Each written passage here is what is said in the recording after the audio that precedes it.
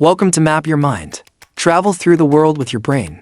In the heart of East Africa lies a land where emerald hills roll into endless savanna, where the air hums with the songs of birds and the distant roar of lions, where a deep, ancient heartbeat echoes through every river and forest.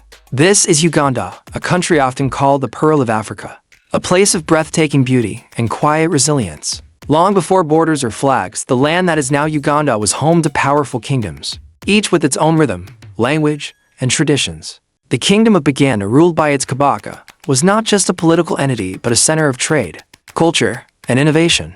Alongside Baganda, the kingdoms of Bunyoro, Toro, Ankole, and others wove a complex tapestry of power and diplomacy. Here, cattle were more than livestock.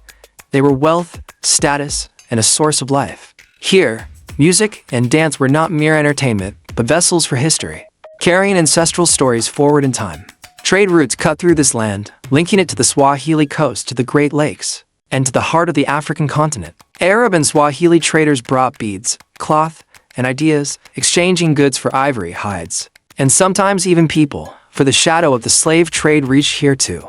These early interactions shaped Uganda's cultural blend, long before Europeans arrived. In the late 19th century, the British came, drawn by Uganda's fertile soil, its strategic position, and the mighty River Nile.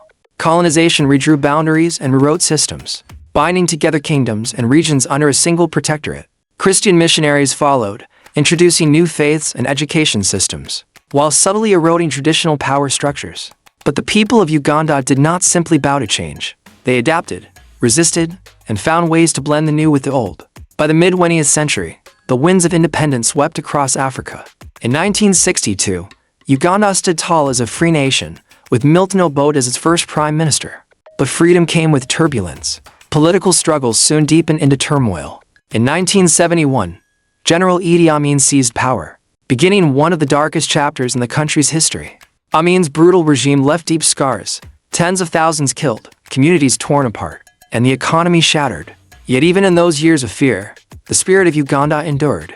After Amin's fall, the path forward was not smooth.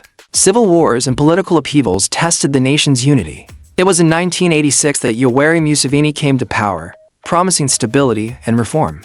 His leadership brought both progress and controversy as Uganda began to rebuild its economy, strengthen education, and address health crises like HIV/AIDS. Today, Uganda is a country of contrast. Its capital, Kampala, is a vibrant blend of tradition and modernity. Boat is weaving between cars, street markets buzzing with energy, and skyscrapers rising against the hills. In rural villages, life still follows the rhythm of the seasons, planting when the rains come, harvesting under the hot African sun. Tourism thrives, as travelers from around the world come to trek through misty forest in search of the endangered mountain gorilla, to watch the Nile surge through Murchison Falls, or to witness the sun dipping behind Lake Victoria. Uganda's culture remains deeply tied to its roots. Music, from the pulsating beats of Kadongo Kamu to the soulful rhythms of traditional drums, is woven into daily life.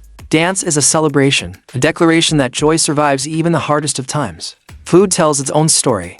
Matoke steamed in banana leaves, ground nuts stir rich and fragrant, chapati warm from the roadside stalls. Yet Uganda's story is not just one of survival, it is one of transformation. From ancient kingdoms to colonial struggles, from dark regimes to modern ambitions, it has carried its heritage forward while seeking a brighter future.